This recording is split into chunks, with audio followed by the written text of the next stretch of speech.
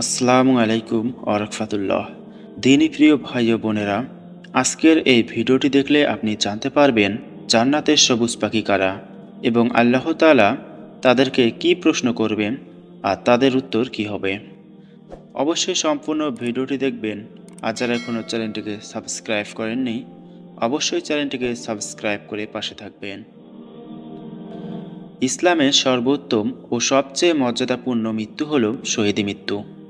প্রকৃত শহীদ হলো তারা যারা তাওহীদের কালেমাকে সমুন্নত করার খালেস নিয়তে আল্লাহর পথে লড়াই করে মারা যায়।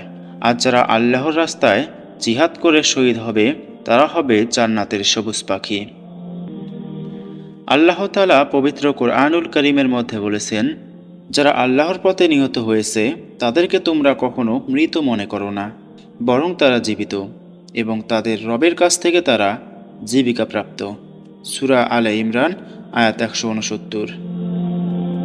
আবদুল্লাহ রাদিয়াল্লাহু আনহু বলেন, আমি এই আয়াত সম্পর্কে রাসূলুল্লাহ সাল্লাল্লাহু আলাইহি ওয়াসাল্লামকে জিজ্ঞাসা করেছিলাম। তখন তিনি বললেন, তাদের রূহসমূহ সবুজ পাখির উদরে রক্ষিত থাকে, যা আরশের সাথে ঝুলন্ত দ্বীপাধারে বাস করে। জান্নাতের সর্বত্রই তারা যেখানে চায় বিচরণ করে, অবশেষে সেই দ্বীপাধারগুলোতেই ফিরে আসে। একবার তাদের রব তাদের দিকে তাকালেন এবং জিজ্ঞাসা করলেন, তোমাদের কি কোনো আকাঙ্ক্ষা আছে? জবাবে তারা বলল, আমাদের আর কি আকাঙ্ক্ষা থাকতে পারে? আমরা তো যথেষ্টভাবে জান্নাতে বিচরণ করছি। আল্লাহ তাআলা তাদের সাথে এরূপ তিনবার করবেন। যখন তারা দেখল কিছু প্রার্থনা না করে রেহাই নেই, তখন তারা বলল, হে আমাদের প্রতিপালক, আমাদের আকাঙ্ক্ষা হয় যদি আমাদের রূহগুলো আমাদের দেহে ফিরিয়ে দিতেন, আর পুনরায় আমরা তোমার রাহে শহীদ হতে পারতাম। যখন আল্লাহ তাআলা দেখলেন তাদের আর কোনো প্রয়োজন অবশিষ্ট নেই, তখন তাদেরকে আর কোনো প্রশ্ন করা হলো না। সহিহ মুসলিম হাদিস ১৮৮৭, সুনানু আবি দাউদ হাদিস ২৫২০। অপর একটি হাদিস শাকিক রহমতুল্লাহ আলাইহি থেকে বর্ণিত, ইবনু মাসউদ রাদিয়াল্লাহু আনহু তাকে বলেছেন, রাসূলুল্লাহ সাল্লাল্লাহু আলাইহি ওয়াসাল্লামের ১৮ জন সাহাবী যারা বদরের দিন শহীদ হয়েছিল, আল্লাহ তাদের রূহগুলো জান্নাতের সবুজ পাখির উদরে রেখেছেন, যেগুলো জান্নাতে বিচরণ করে। তিনি বলেন, তারা এভাবেই ছিল। এক সময় তোমার রব তাদের দিকে দৃষ্টি দেন, অতঃপর বলেন, হে আমার বান্দাগণ, তোমরা কি চাও? তারা বলল, হে আমাদের রব, এর ঊর্ধ্বে আর কি আছে? অতঃপর তিনি বলেন, হে আমার বান্দাগণ, তোমরা কি চাও? তারা চতুর্থবার বলে, আপনি আমাদের রূহগুলো আমাদের শরীরে ফিরিয়ে দেন, যেন আমরা পূর্বের ন্যায় শহীদ হতে পারি। আনাস রাদিয়াল্লাহু আনহু থেকে বর্ণিত, রাসূলুল্লাহ সাল্লাল্লাহু আলাইহি ওয়াসাল্লাম বলেছেন, জান্নাতীদের মধ্যে শহীদকে আনা হলে আল্লাহ তাআলা তাকে জিজ্ঞাসা করবেন, হে আদম সন্তান, তোমার বাসস্থান কেমন পেলে? তখন সে ব্যক্তি বলবে, ইয়া আল্লাহ, সর্বোত্তম স্থান। তখন আল্লাহ বলবেন, আরও কিছু চাও এবং আকাঙ্ক্ষা করো। তখন সে ব্যক্তি বলবে, হে আল্লাহ, আমি চাই আপনি আমাকে পুনরায় পৃথিবীতে পাঠিয়ে দিন, যেন আমি আপনার রাস্তায় 10 বার শহীদ হতে পারি। সুনানু নাসাই হাদিস 3160, মুসনাদুল ইমাম আহমদ হাদিস 13162। আবদুল্লাহ ইবনু আব্বাস রাদিয়াল্লাহু আনহু থেকে বর্ণিত, রাসূলুল্লাহ সাল্লাল্লাহু আলাইহি ওয়াসাল্লাম বলেছেন, যখন তোমাদের ভাইয়েরা উহুদের যুদ্ধে শাহাদাত বরণ করেন, আল্লাহ তাদের রূহগুলো সবুজ পাখির উদরে রাখেন।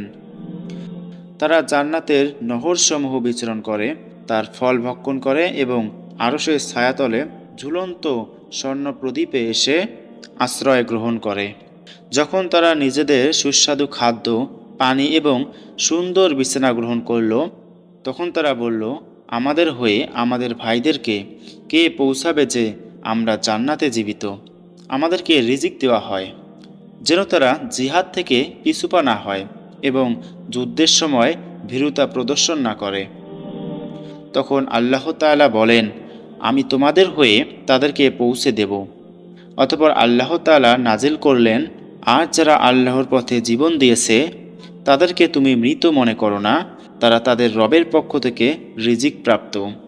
সূরা আলে ইমরান আয়াত 169। জাবির ইবনু আবদুল্লাহ রাদিয়াল্লাহু আনহু থেকে বর্ণিত, তিনি বলেন, রাসূলুল্লাহ সাল্লাল্লাহু আলাইহি ওয়াসাল্লাম আমার সাথে দেখা করে বলেন, হে জাবির, কি ব্যাপার, আমি তোমাকে মন ভাঙ্গা দেখছি।